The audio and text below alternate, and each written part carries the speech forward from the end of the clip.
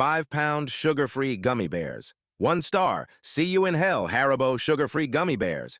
It was my last class of the semester, and the final exam was worth 30% of our grade. After a late-night study session, I felt confident, but I had to decide between sleeping in or cooking breakfast. My eyelids chose sleep. My stomach later regretted this decision, and after several uncomfortable stomach growls, I finally decided to make a quick stop by the campus bookstore and grab a snack before my test. Since the semester was ending and everyone was going home for the summer, a lot of items were on sale, including the snacks and candy that they kept up front. Being in the hungry state that I was in, it felt only logical to pick the largest, yet least expensive candy in order to get more bang for my buck. And there they sat, 2 bags of Haribo sugar-free gummy bears, buy one, get one free. What a deal, I thought naively. I would eat 1 bag before my test and 1 bag afterwards. As I walked to class, I gleefully chewed on those abominable little bastards, unaware of the utter mayhem that they would soon unleash upon my poor, poor anus.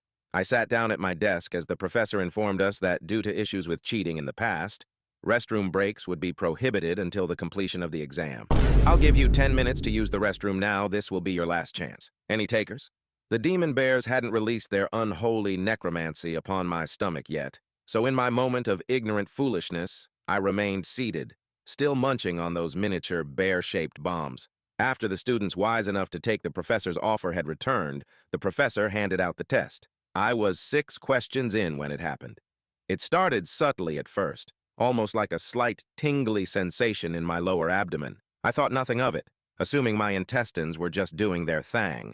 Little did I know that my intestines were trying desperately to warn me of the horror that was on the horizon. By question 9, it happened again, but this time it was followed by a sharp pain, as if those infernal hellions had orchestrated an attack upon my colon. I fought to contain the groan that tried escaping my lips. It was at this point I began to panic. Something was going horribly long, and I needed to get through this test before it got any worse. By question 14, my worst fear was upon me.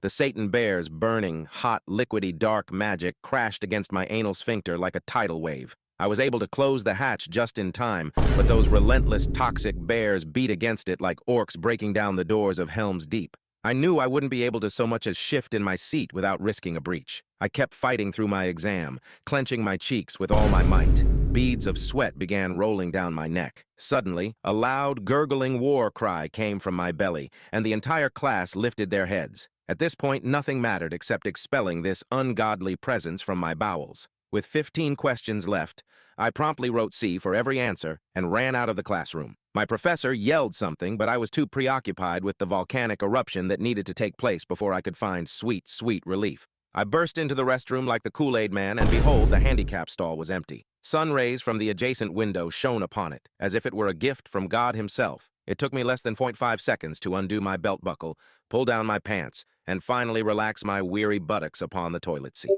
It took absolutely no effort to expel this demon. Almost immediately, the floodgates of hell were opened, and the damned liquefied souls of an entire bag's worth of gummy bears cried as they burned through my sphincter and into the watery abyss below. I had never felt such simultaneous relief and anguish in my life. After 30 more minutes of this, I immediately went home, dug a hole in my backyard, and burned the remaining bag of gummy bears. I leave with this. Do not, I repeat, do not eat these spawns of Satan. Not only did they cause me to fail my final test, but the anguish I experienced is something I wouldn't wish upon anyone, not even my worst enemy. The only place these God-forsaken hellbears belong are buried deep below the Earth's surface.